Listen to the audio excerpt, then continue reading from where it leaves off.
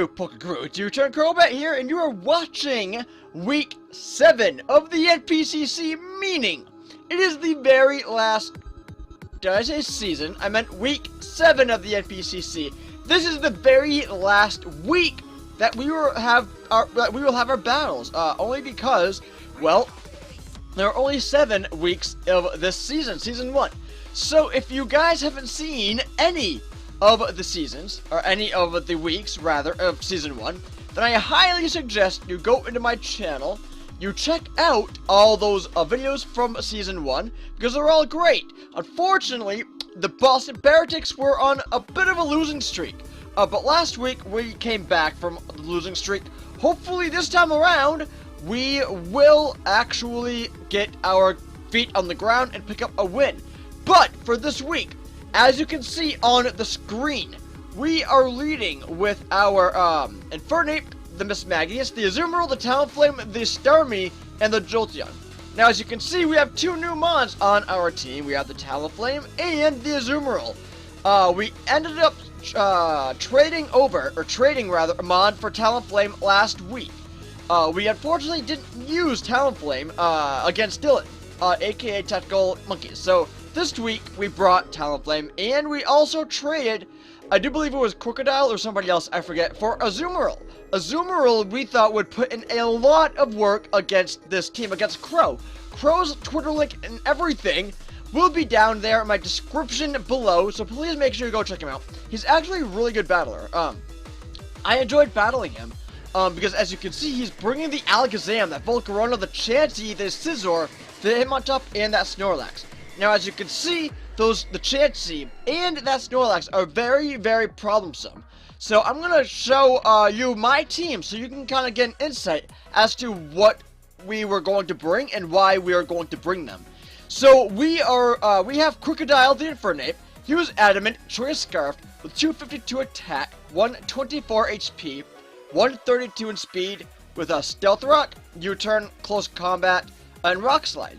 Because Krow has a Volcarona and a Dragonite, we wanted a Stealth Rocker, but we didn't want it to be Skarmory, because he does have Magic Bounce and Espeon, and that's an easy switch in. Whereas, you know, he could switch Espeon in on Infernape. His main way, he doesn't want to switch Espeon in on Infernape, rather. His main way of hazard removal was his Hitmontop, and we have a Spin Blocker and Mismagius, which walls Hitmontop really well. U-Turn is important for momentum, because Infernape can cause a lot of switches. A Close Combat is standard powerful stab that hits Chansey and Snorlax. The only two mons that Banded Talonflame can't 2-hit KO with Brave Bird. And we packed that Rock Slide. The Rock Slide is for Dragonite and Volcarona, as they could set up on Infernape if we didn't have it. We didn't carry Fire Stab because, you know, it only hits Scizor, and as long as Talonflame is preserved, Scizor shouldn't be an issue.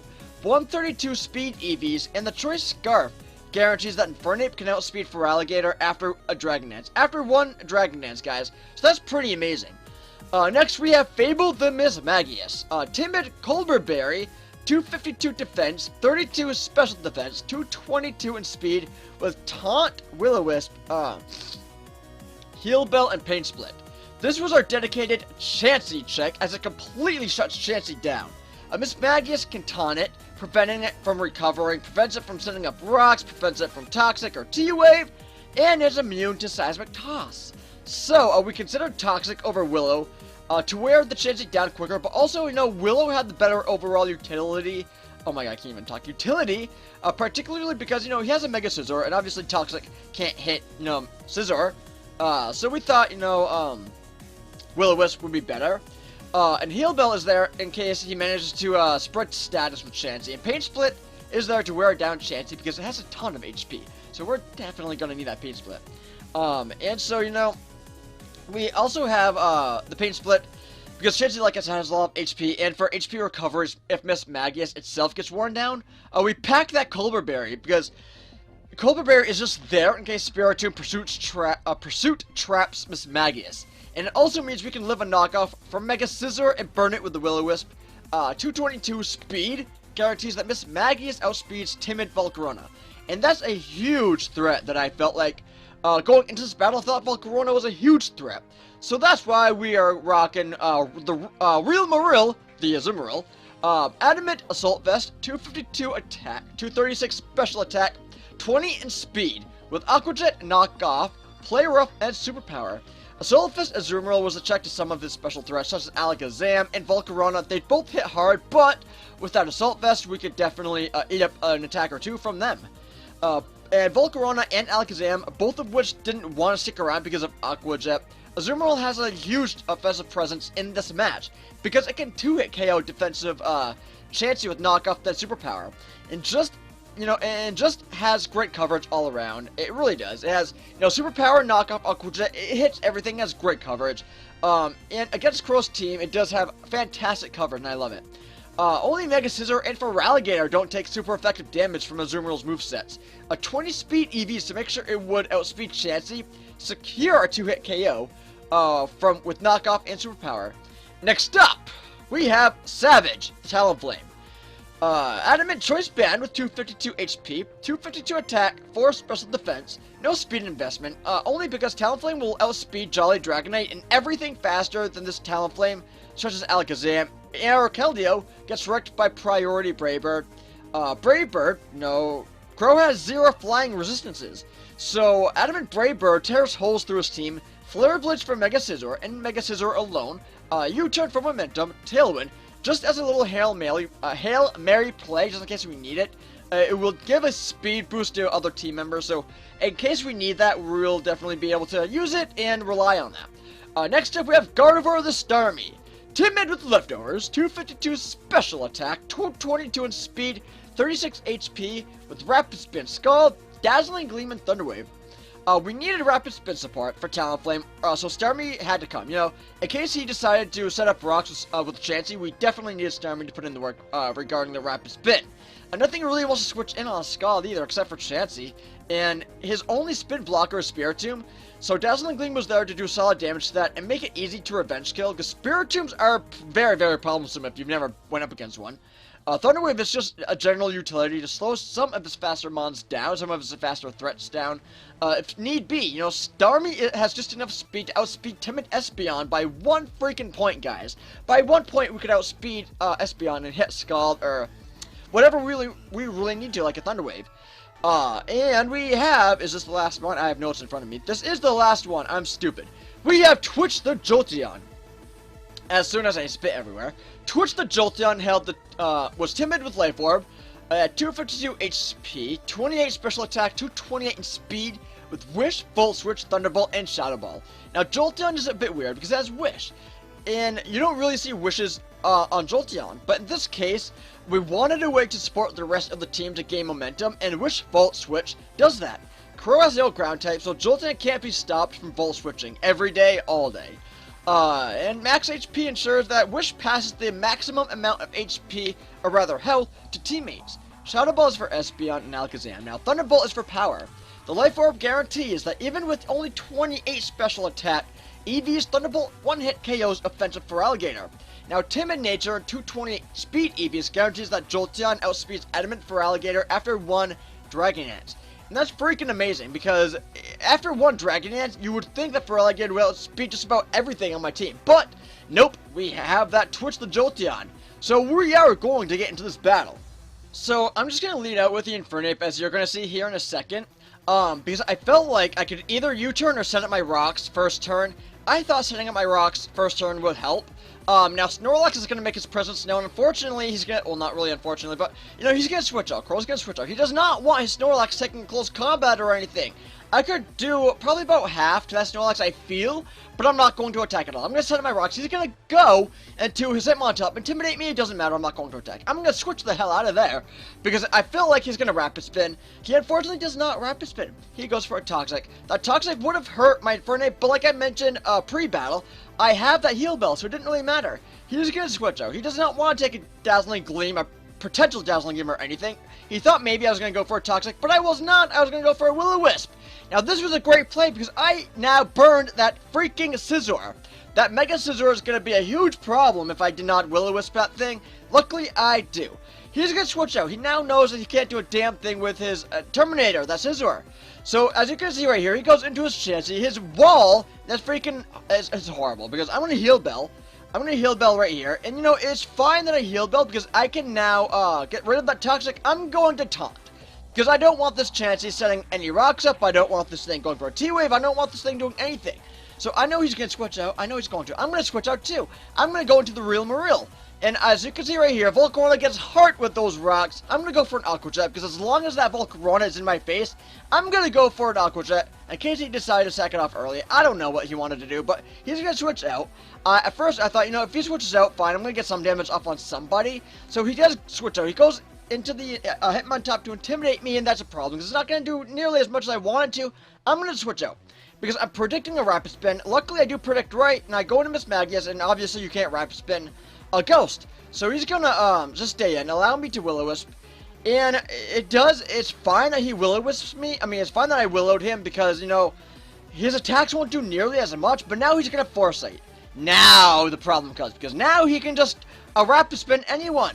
So I'm going to switch out, because, you know, I don't really want Mismagius taking any damage, so I'm going to allow Marill to come in, because he can take a Rapid Spin, obviously, he's burned, it doesn't really matter, Rapid Spin doesn't do anything at all, but at this time, and at this point in time, you know, I felt like he didn't really want to take a lot of damage on his Hitmontop, so I'm just going to go for a knockoff. I was going to knock off his lefties, but, you know, I'm glad I knocked off Snorlax's, fuckboy Snorlax's Chesto. Because that Chesto Berry would have been a problem if he allowed him to, you know, rest up and everything. But luckily, after a knockoff, the superpower is able to take out that Snorlax. He goes into Chansey. I didn't really think he's going to go into Chansey right now, but Chansey is going to Heal Bell. And now Scizor is a problem again. It's a huge threat again, because now... no, it's not burned. It's not burned, and that's a problem. I'm able to take out Chansey or heal the superpower. And that's amazing. I'm glad I took out 2 of his walls. Unfortunately, he sacked Chansey off at the right time, because he was able to Heal Bell, and that sucks for me. But you know what? I'm going to go into Scizor. I'm going to go into Infernape, rather, because I thought maybe I could get some damage off. This was actually my bad, because I went into Infernape here. I went into Infernape thinking that I actually had a Flare Blitz, which I actually didn't at all. I had a close combat.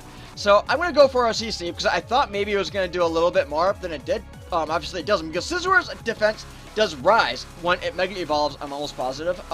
So that's why I didn't really do too much. But, you know, Infernape's going to go down. It's whatever, so I don't really care at this point. I just need that Scizor to die.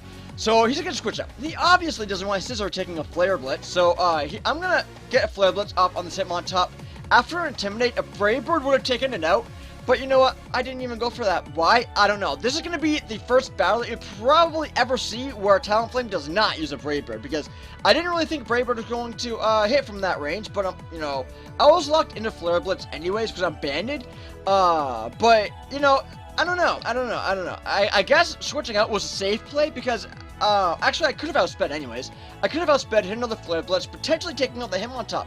But hindsight's 2020. I didn't really realize it while I was battling.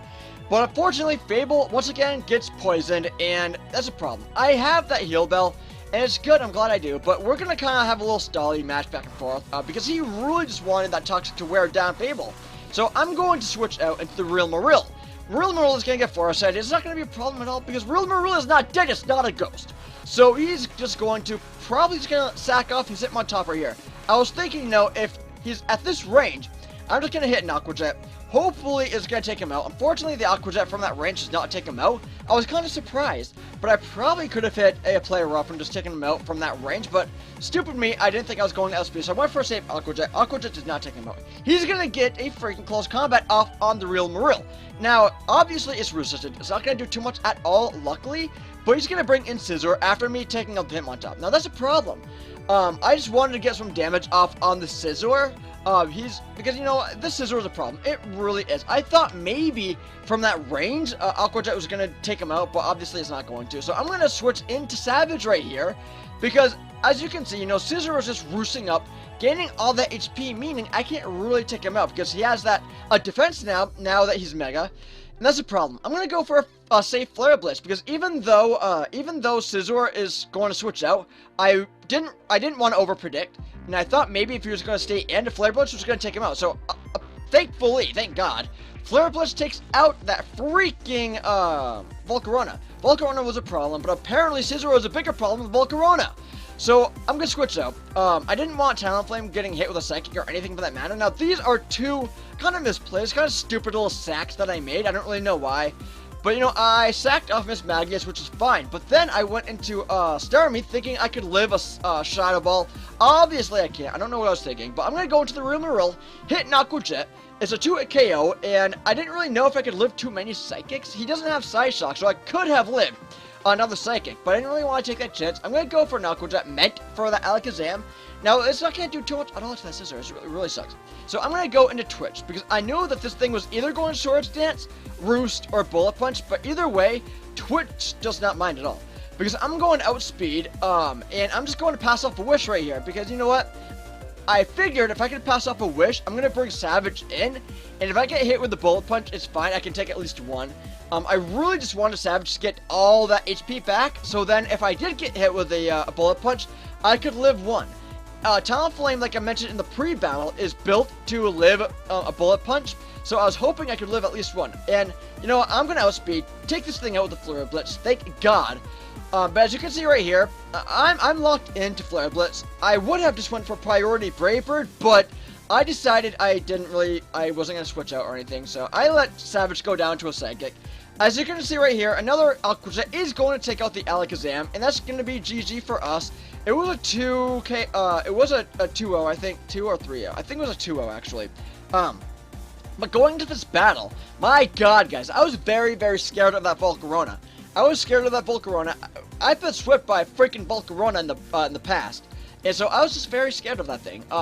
But apparently that Volcarona was not as scary as that Scizor. Getting all those roosts off was very, very scary, and the fact that he was setting up was just even more terrifying. But luckily I had Talonflame, which would have been able to outspeed. I did not hit a Brave Bird off on Scizor just because I didn't really know how much damage it was going to do. I think it was going to 2-hit KO, but I didn't really want to take that chance because I know that Scizor's defenses do rise when it Mega Evolves, so I didn't really want to take that chance, you know what I mean? So, but, I mean, that's going to be GG for us. This was the last battle that you're going to see of Season 1 of the National Pokemon Competitive Conference.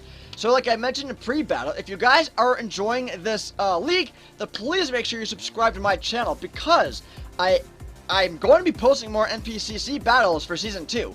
Season 2 does not start until a few months from now. I forget exactly when, but when I find out, you will find out.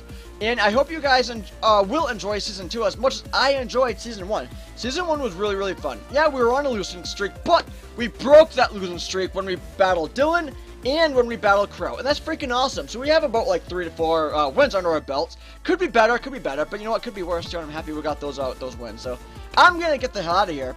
I have recording to do. So, like I mentioned, subscribe to me if you want to see more NPCC battles for Season 2. And subscribe to Krow, because he's not a bad battler at all. I actually enjoyed battling him. He brought some threatening mons. So subscribe to him. He's a cool guy. But yeah, I'm gonna get the hell out of here. I hope all of you have a great day, and I'll catch all of you all on the flip side. Bye.